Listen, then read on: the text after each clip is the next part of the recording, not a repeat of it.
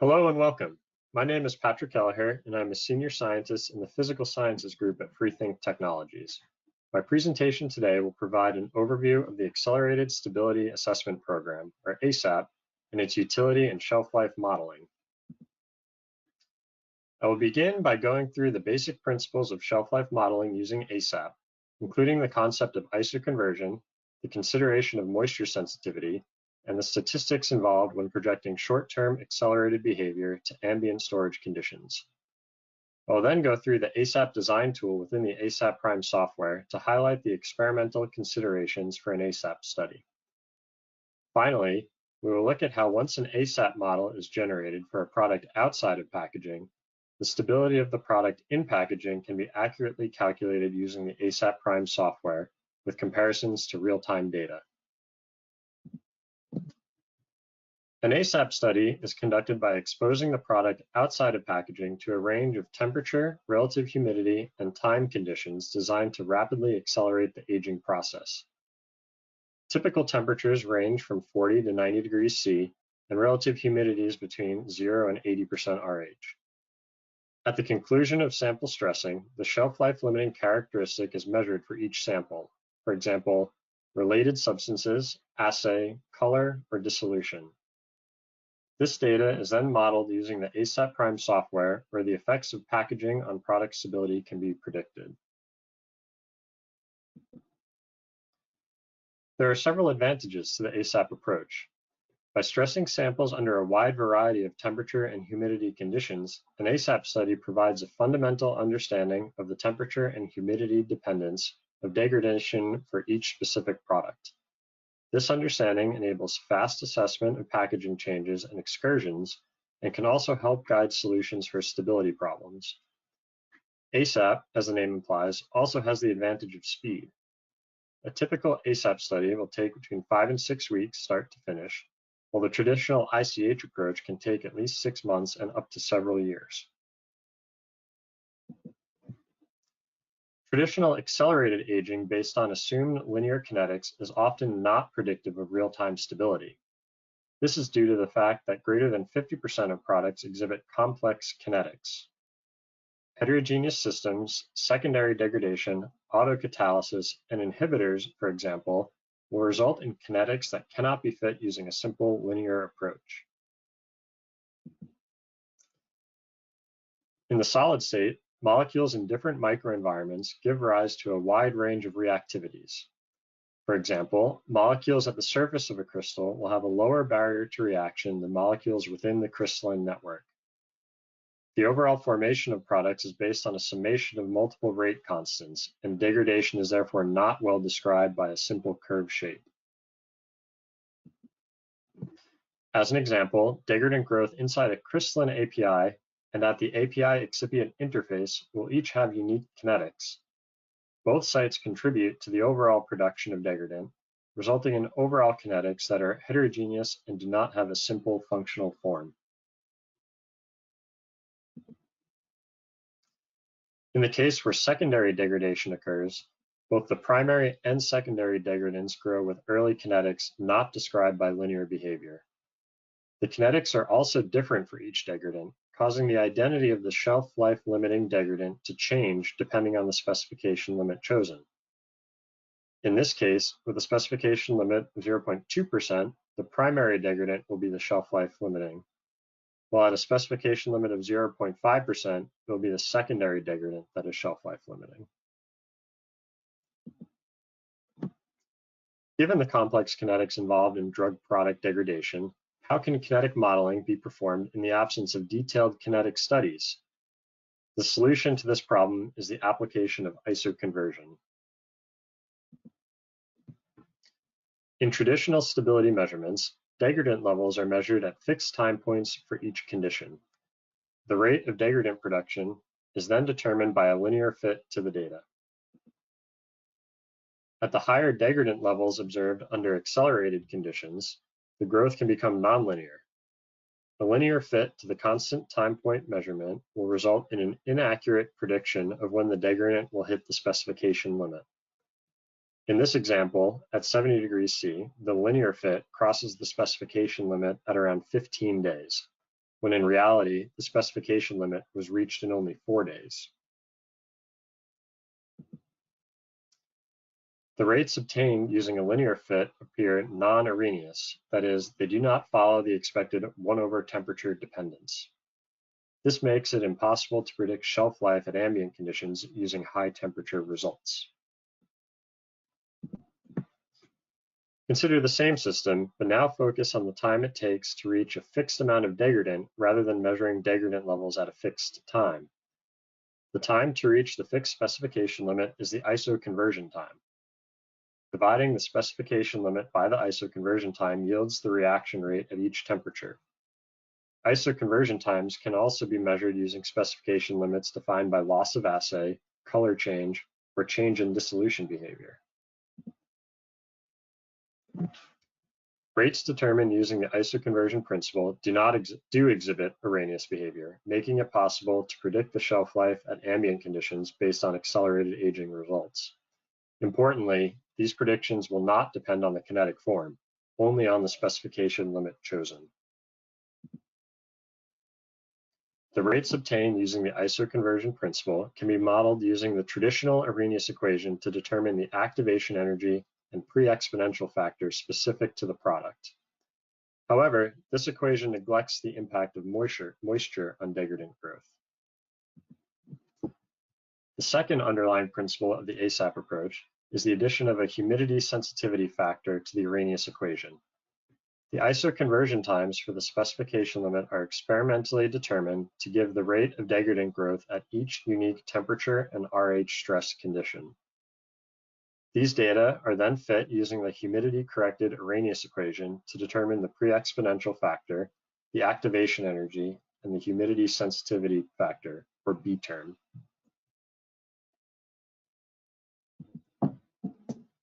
The ICH protocol for assigning shelf life based on accelerated stability data involves assuming all products have an identical activation energy of 17 kilocalories per mole. Based on this activation energy, passing 6 months at 40 degrees C will correspond to a 2-year shelf life at 25 degrees C. This is a low activation energy. If the product has a high or even average activation energy, passing 6 months at 40 degrees C will correspond to a significantly longer shelf life at 25 C. For a product with a high activation energy, this shelf life can be more than 5 times that which is predicted using the ICH protocol. While assuming a low activation energy does represent a conservative estimate, it should be noted that activation energies below 17 kilocalories per mole are possible, as is often the case for oxidation reactions. This will result in the ICH approach overestimating the shelf life at 25 degrees C based on the 40 C stability data. Using ASAP to determine the actual activation energy for each product allows the effective temperature on shelf life to be accurately predicted. The impact of relative humidity on the shelf life is captured by the B term. In this example, consider a drug product packaged in PVC blisters, which will offer very little protection against external humidity. For a product with no moisture sensitivity, the change in the external humidity will have no impact on shelf life. On the other hand, a difference of 5% RH, which is within the allowable range for an ICH stability chamber, could result in a significant difference in shelf life if the drug product has high moisture sensitivity. For this example product with high moisture sensitivity, increasing the external humidity from 60% RH to 65% RH reduces the shelf life from 5 years to 3 years. Protective packaging will therefore have the greatest impact on the shelf life of products with high moisture sensitivity. The average activation energy for a variety of drug products and APIs studied at FreeThink is 27 kilocalories per mole, and the average B term is 0.04. For a product with these Arrhenius parameters, passing 6 months at 40 degrees C 75% RH for the open product corresponds to a shelf life of 9.5 years at 25 degrees C 60% RH. ASAP experiments are designed with the goal of reaching the specification limit at each temperature and relative humidity stress condition. We plot the natural log of the rate constant versus 1 over the temperature and the %RH, we can identify a unique plane that will depend on the Arrhenius parameters for each specific product. By increasing the temperature and relative humidity, the reaction rate will be accelerated according to this plane. Harsh stress conditions will result in short isoconversion times and therefore fast stability studies. However, the further the extrapolation is from the accelerated conditions to the targeted storage condition, the larger the estimation error bars will be. These error bars give rise to a distribution of predicted shelf lives for a given storage condition. The ultimate output of an ASAP model is a predicted probability of the product achieving the targeted shelf life at a given storage condition. This probability of passing is determined by integrating the probability distribution. In this example, the mean shelf life predicted is 94.7 days. Generally, a threshold of 95% probability of passing is set, in this case corresponding to a shelf life of approximately 40 days. The breadth of the probability distribution depends directly on the error bars, and reducing the error bars will reduce the difference between the mean and 95% probability shelf lives. An ASAP study requires a wide range of temperatures and relative humidities, and independent control over both variables. A range of temperatures can be achieved using fixed temperature ovens. Ball jars, which hold a seal even at 95 degrees C, can then be used in combination with saturated salt solutions to provide a wide range of relative humidities at each temperature. In this way, samples can be exposed to a wide variety of stress conditions with a limited number of ovens. A data logger can be included in the ball jar to track the temperature and RH over the duration of an experiment. The ASAP approach depends on accurately determining the isoconversion times. An ASAP model is therefore most robust when the specification limit is closely bracketed in measurements at each stress condition. The ASAP design wizard in the ASAP Prime software takes user input and recommends temperature, relative humidity, and time conditions for achieving this goal.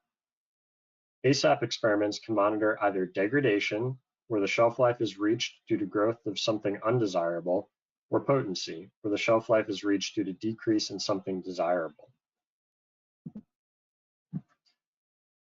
FreeThink has successfully applied ASAP to a wide variety of product types, including liquids, tablets, powders, capsules, both gelatin and HPMC, dry powder inhalers, lyophiles, solid API, soft gels, and more. The design space considered by the program in selecting the stress conditions will depend on the type of product being studied. Gelatin capsules, for example, will melt at high temperatures, and the design space is therefore limited to avoid this phase change. The design wizard will then take into account the available ovens, which can either be fixed or flexible temperatures. If the oven temperatures are flexible, the program will determine the best temperatures for the study. The relative humidity is most commonly set using saturated salt solutions. The number of analyses and maximum length of experiment are also set by the user.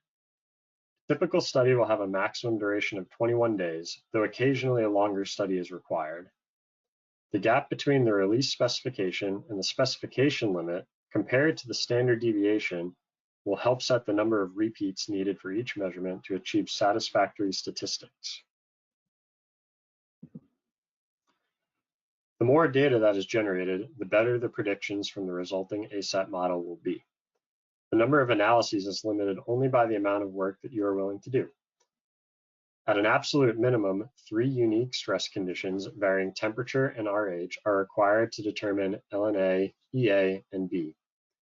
If the product has no humidity sensitivity, the absolute minimum number of temperature conditions is 2. It is recommended that at least 6 conditions are used when RH is included, or at least 5 when it is not, to provide a minimum of 3 degrees of freedom for the fit. The total number of analyses suggested for a degradation experiment is 30 when RH is included, and 24 when only temperature is included, to allow for measurements at multiple time points for each stress condition. The maximum length of experiment could just as easily be called the limit of patience. The more time allowed for the study, the lower the temperatures that can be used to reach the specification limit, and the smaller the extrapolation to the targeted storage conditions will be. Longer studies will therefore improve the precision of the model. Generally, 2 to 3 weeks is acceptable, though occasionally more time will be needed, especially when the temperature range is constrained for the product. The design wizard will also gather any information that is known about the product. ASAP cannot extrapolate across phase transitions, so the designer will constrain the temperature and RH space to avoid any known transitions. These include glass transitions for amorphous solids and melting for crystalline solids. If the product is a hydrate or is capable of forming hydrates, the stress conditions will be constrained to maintain the desired form. Deliquescence, or absorbing water from the air to form a solution, by any API or any excipients also needs to be avoided. It is important to consider all components of the formulation. Lastly, the design will be influenced by any prior knowledge about the product's stability.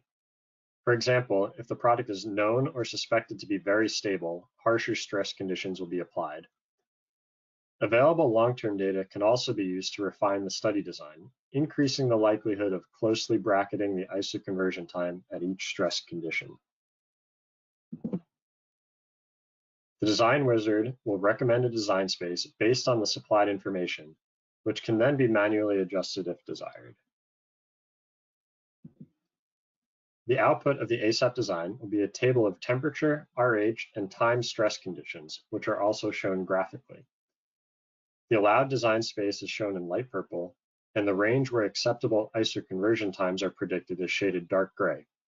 The designer will spread out the stress conditions throughout this overlap region. Shown here are the data for a modeled tablet drug product produced at FreeThink Technologies.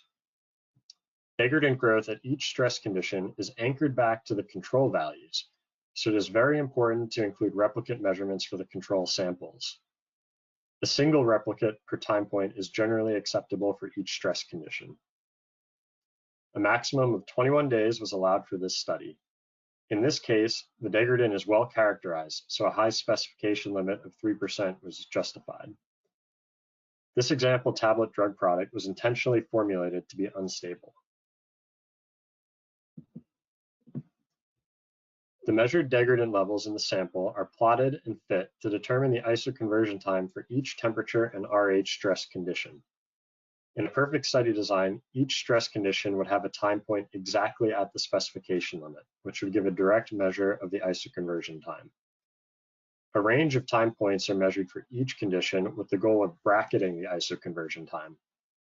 Interpolation between adjacent points will provide a much more precise estimate of the isoconversion time than extrapolation. The output of the fits, the experimental data, are the isoconversion times of each stress condition, shown in the isoconversion table. The rates calculated using the isoconversion times are then fit to the moisture-modified Arrhenius equation to determine the pre-exponential factor, activation energy, and moisture sensitivity term for the drug product outside of packaging. A variety of statistical indicators are used to evaluate the quality of the model fit. Packaging affects product stability by controlling the relative humidity that the product is exposed to. Moisture enters packaging based on the moisture vapor transmission rate and the difference in the external and internal RH. Moisture inside the packaging will then equilibrate between the headspace, the product, and any desiccant included. The equilibrium depends on the moisture sorption isotherm of the product. The headspace has very limited capacity for moisture, making its contribution to the total moisture minor compared to what is sequestered in the product and desiccant. The relative humidity inside packaging as a function of time can be exactly predicted using easily measured information, that being the MVTR of the packaging, the moisture sorption isotherm of the product, the headspace volume, and the external storage conditions. This graph shows the predicted and measured RH as a function of time for a variety of packaging configurations. The predicted values are indicated by the lines, and the experimentally measured values are indicated by the diamonds. As you can see, the agreement is quite good. For an empty bottle, the internal RH increases rapidly as moisture permeates through the bottle and has nowhere to go other than the headspace. With 2 and then 15 tablets added to the bottle, the increase in RH is much slower. This is because some of the moisture entering the bottle is being picked up by the tablets themselves, leaving less in the headspace. Including desiccant in the bottle further decreases the internal RH as expected. The moisture sorption isotherm for the product can be generated using an excipient library in ASAP Prime or measured experimentally. The moisture sorption isotherm is then used to relate the percent RH to weight percent water in the product. The MVTR for the targeted packaging is then used along with the moisture sorption isotherm to calculate the relative humidity inside the packaging as a function of time. We are then able to use the stability model in conjunction with the calculated RH inside packaging, which is a function of time, and a set storage temperature to predict the stability inside packaging.